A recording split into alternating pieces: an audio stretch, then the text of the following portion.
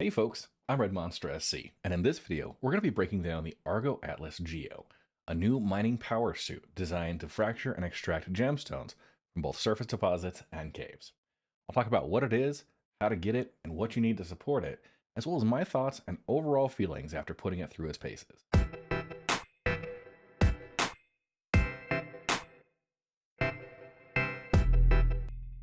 Now, before we get started, I just wanted to remind you that if you enjoy this video, if it helps you out, or if you learn something, to leave a like. Also, leave a comment for the sake of engagement. These mech suits are so cool.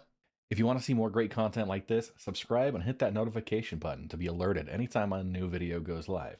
Or catch my live streams over at twitch.tv/redmonstersc, where I run group events and dive deep into the game mechanics. So let's get started. The Argo ATLS GEO is a new powered mining suit with a size 0 laser head that can mine gemstones in both the hand mineable and the vehicle mineable deposit sizes. You can pledge for one on the RSI store for $45, or for a limited time with a War Bond discount for $40.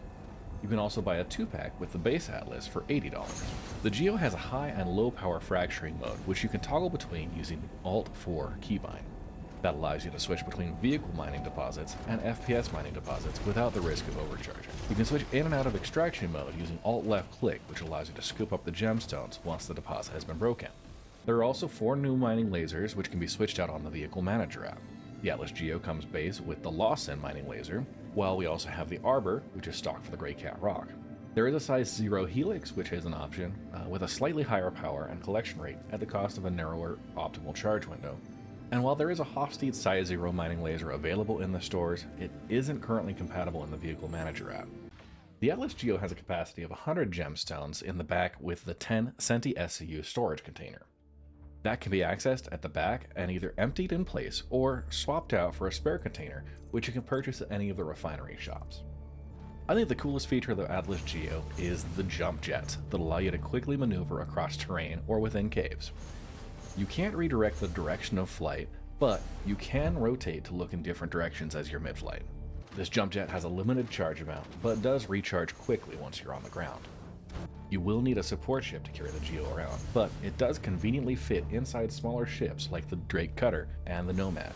When comparing the Atlas Geo to the GrayCat ROC, both have a size 0 laser head, although the Geo comes with a Lawson base laser and the GrayCat ROC comes with the Arbor. The Geo does include a power toggle to go from a high and low power mode, and that feeds into the mining capabilities, making it very comfortable to run both vehicle-sized and FPS-sized deposits.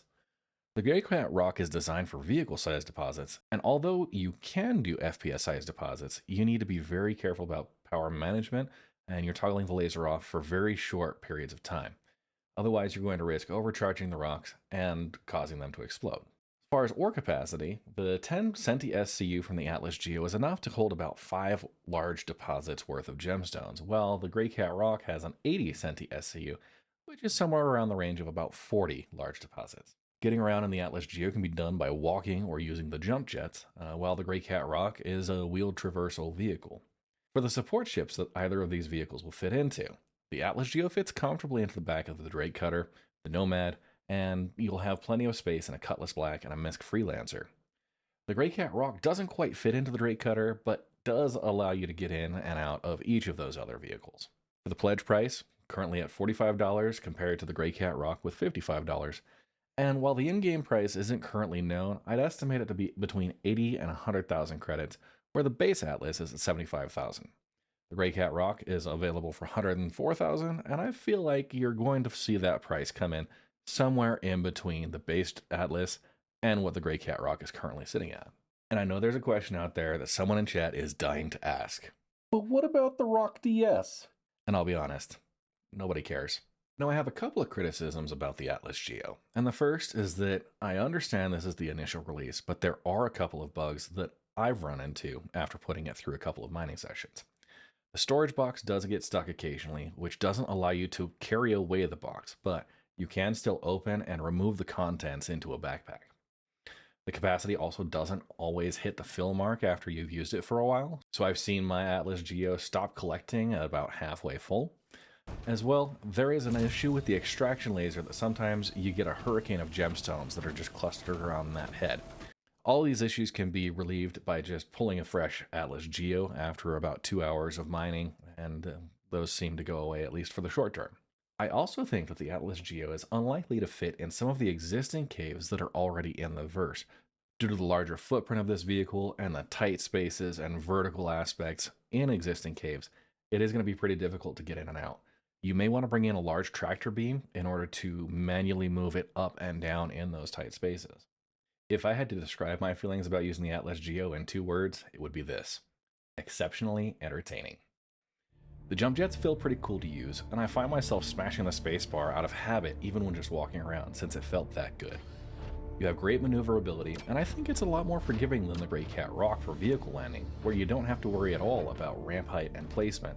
Sometimes you'd get stuck with that on the Graycat ROC. The limited storage means you'll be offloading a couple of times on a normal group of deposits, while the ROC could go 2 or 3 clusters before needing to offload. That is one thing to keep in mind. For the group-minded folks, 5 Atlas Geos and a Caterpillar seem to be the perfect balance. That provided enough to fill each Atlas in one go, and then offload into a storage container while you're traveling to the next cluster, with the added bonus that you get to do a Titanfall style drop out of the side of the Caterpillar, and I have not experienced anything quite as cool as that in Star Citizen in a very long time. Overall, I've been really happy with the Atlas Geo's performance as a mining vehicle, and I feel like it could have a spot in a long-term pledge fleet. However, as with most ground vehicles, this is going to be very affordable once it's available in-game, so I can see a lot of people pledging for it now, and then melting that and using the in-store credits to purchase one once it becomes available in-game. Now let's see what you think. How have you been enjoying the Atlas Geo? Would you still prefer the Graycat ROC for surface mining? And do you think it makes sense to keep an Atlas Geo as part of your long-term pledged fleet? Let's see your thoughts in the comments, and thanks for watching.